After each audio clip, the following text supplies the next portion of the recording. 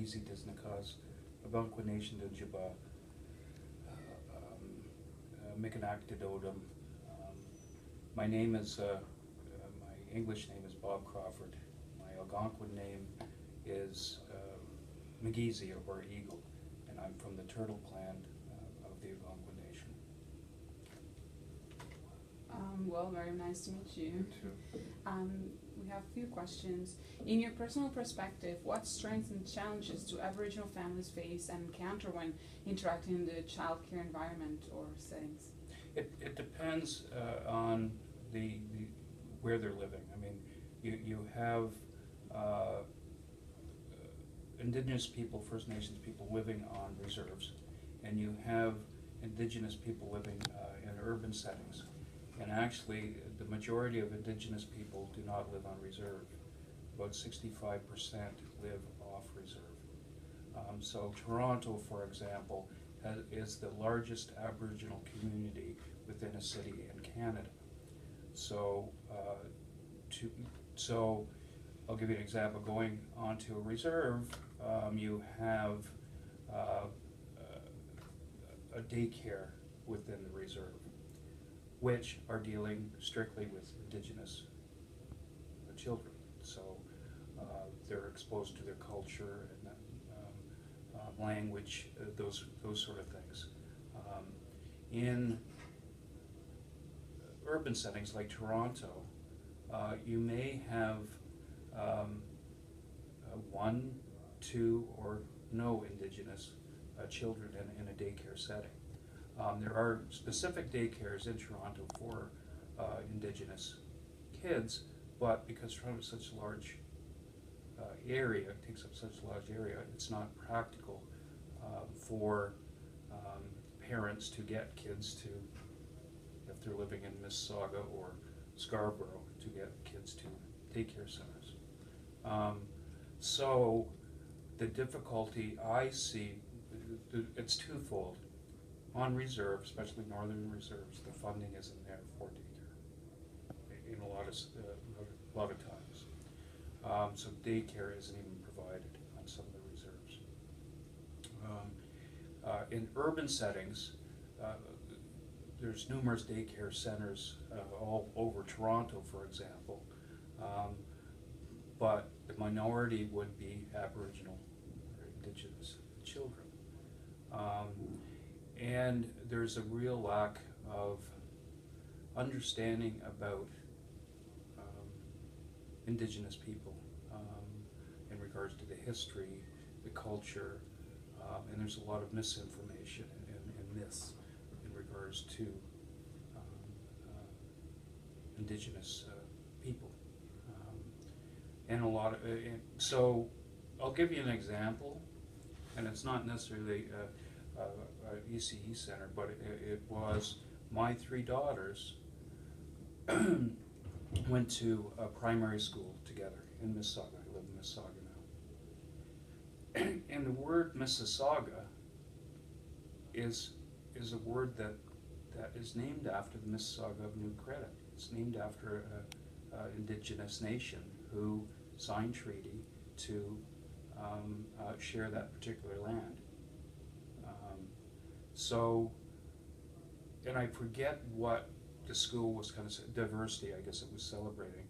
And on every door, classroom door in the school, on every exterior door that to go in and out of the building, on the inside of it, all these doors were filled with the word hello in every language you can imagine, except for one, our language. And my daughter's question about that. And that is one of the real concerns in regards to the relationship between Canadian settlers and First Nations people here in Canada, because there's no understanding of the real history. So that can become very challenging in some ways it's not challenging, it's hurtful for a child's, when your culture, all these cultures are being celebrated, and you're a first person here, that it's not even brought up, it's not even thought about. So it's demeaning in a sense that you're less than. And this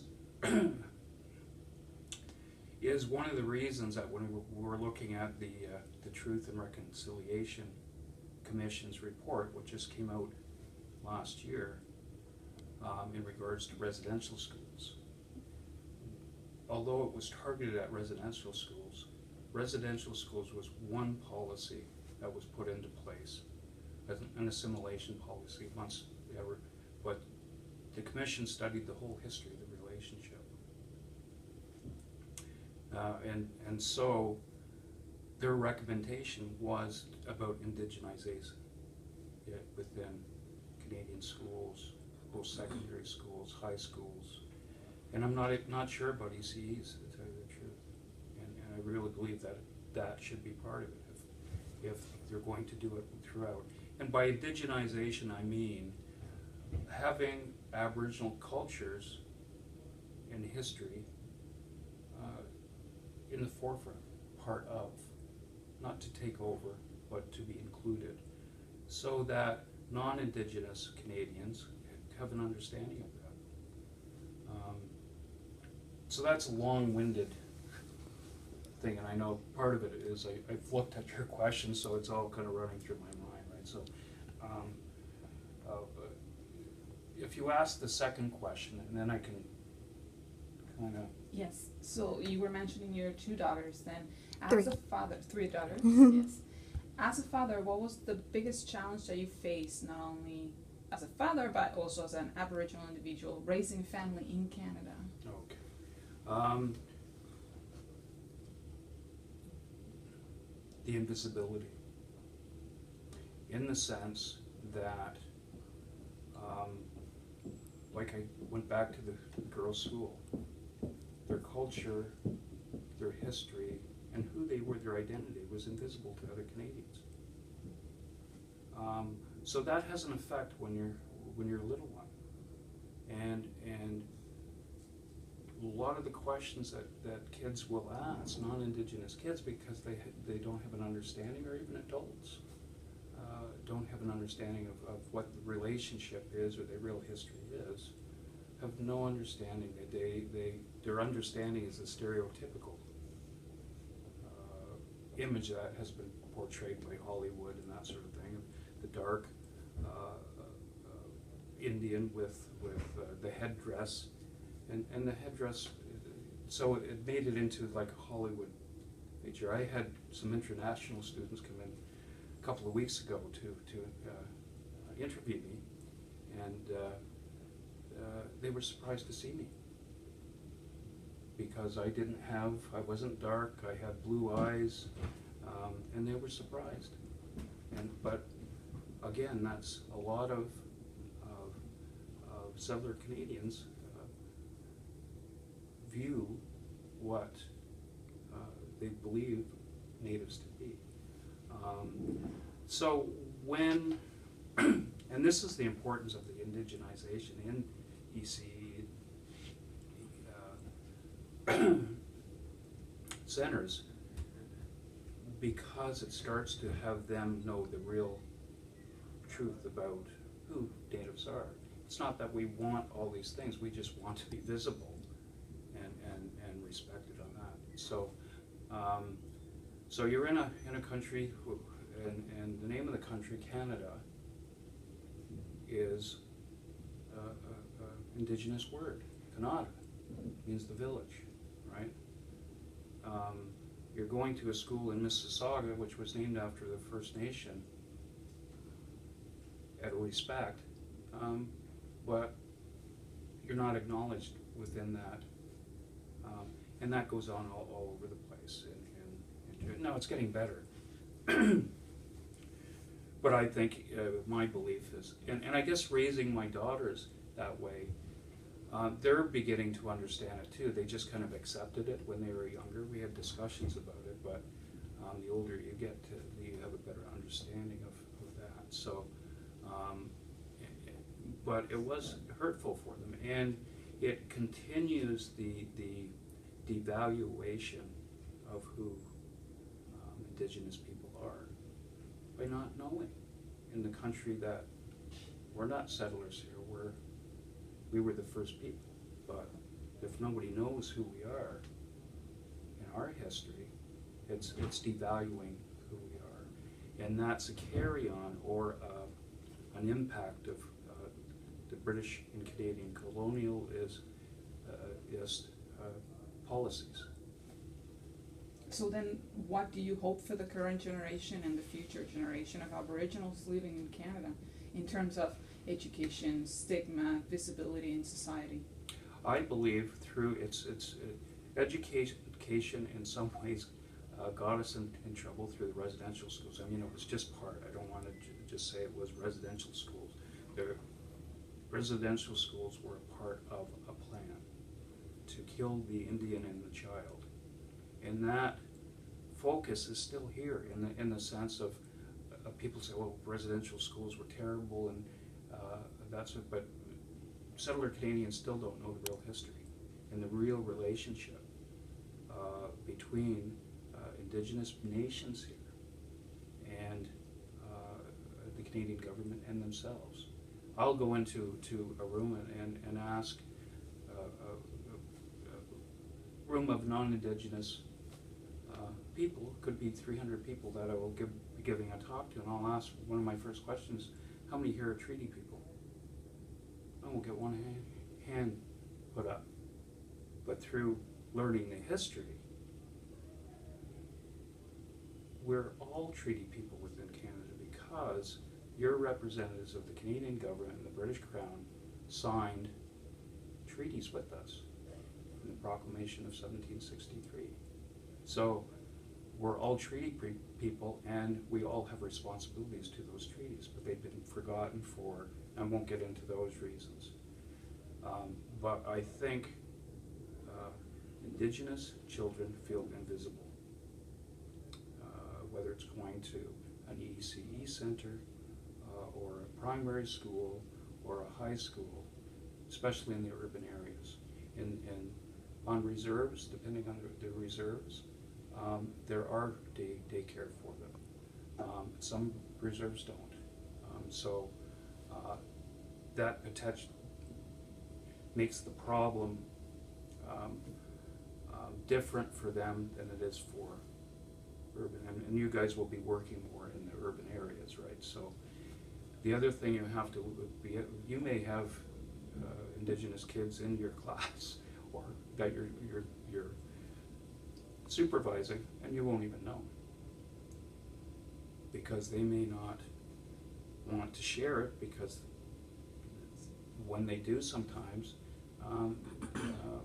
they feel the questions and stuff can be not from adults and kids can be demeaning to that child, or a bit frightened because people believe that all Native people know their culture and their history and all that stuff. But because of colonialism, we lost a lot of that because we weren't allowed to follow our culture and our ceremonies and our teaching. So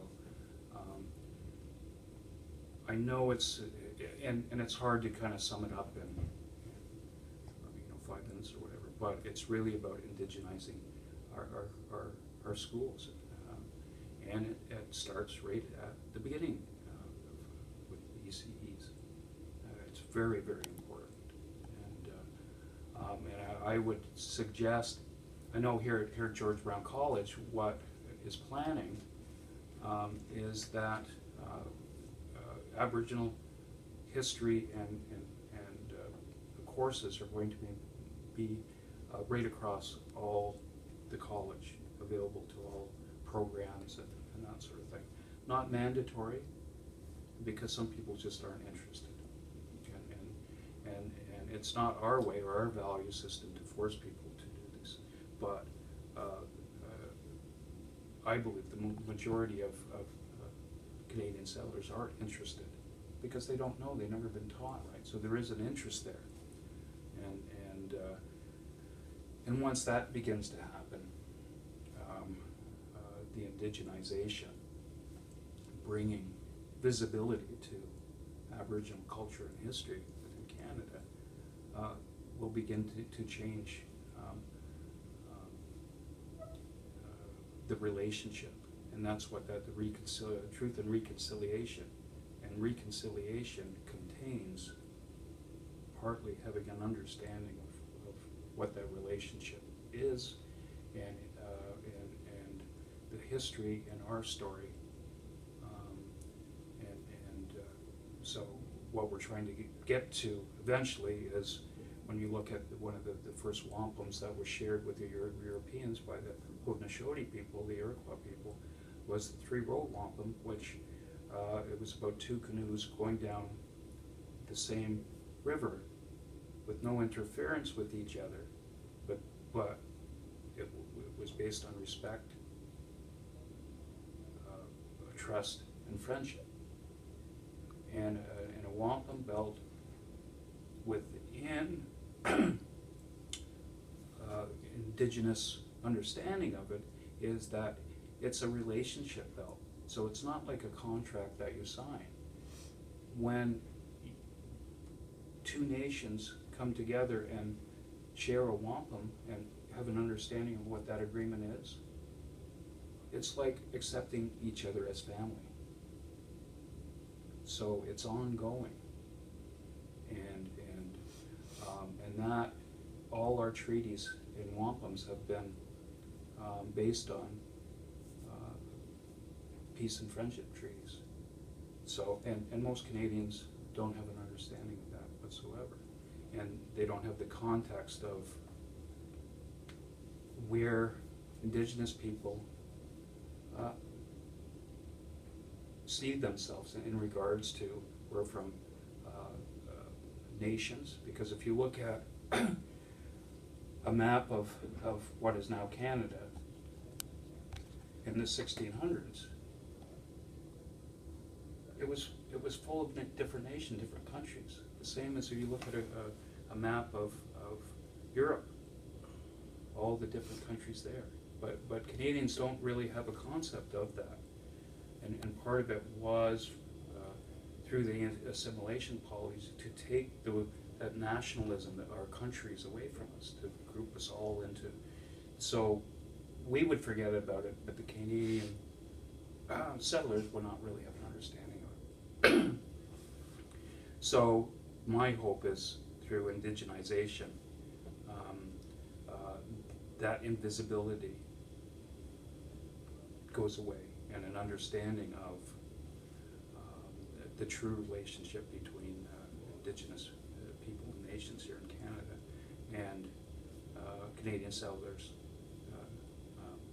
can kind of get on with things, get on with the relationship, to become friends again. Trust, respect, and friendship. And that's what the goal is of reconciliation. So, and I believe it starts right at the beginning of education. So, through CECs. Well, we really appreciate your time and answering our question, helping us with our quest. We really hope that soon Indigenous people will be part of Canada as it used to be, and respected more widely in the population and society. So we just wanted to give you a little, as is part of tradition, I'm assuming. Oh, cedar tea. Oh, I know excellent. it's not tobacco, but It's not tobacco, but cedar. This is good. This is great. Miigwech. Thank you very much. Thank you. Thank you very much. And I hope I was helpful. You are, thank you. Gigawabamin.